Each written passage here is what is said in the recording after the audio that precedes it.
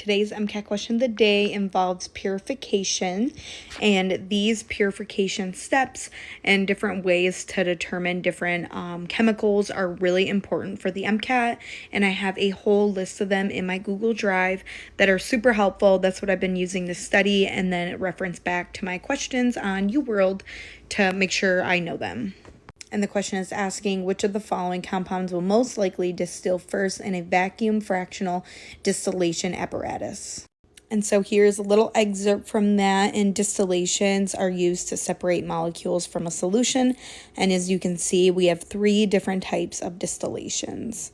And distillations are based on boiling points. So we can see that there are 3 different types.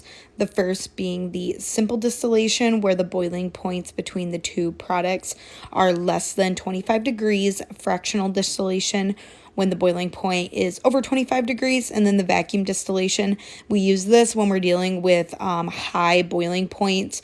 And so we do it in a vacuum so that it lowers the boiling points between the 2 products.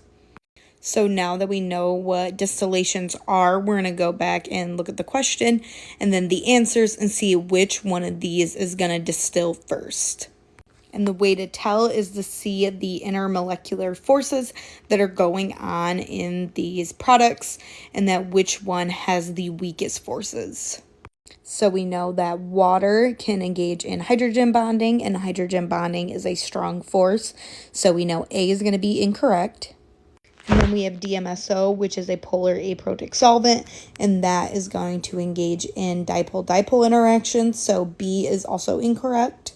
And then we have benzene, and we know that benzene is going to interact mostly through van der Waals forces, and we know that these are the weakest types of interaction. So C is likely the correct answer because that one is going to have a lower boiling point. But we're also going to look at D, and D is acetic acid, and that can be involved in hydrogen bonding and dipole-dipole interactions. So D is also incorrect, making C, benzene, the correct answer today.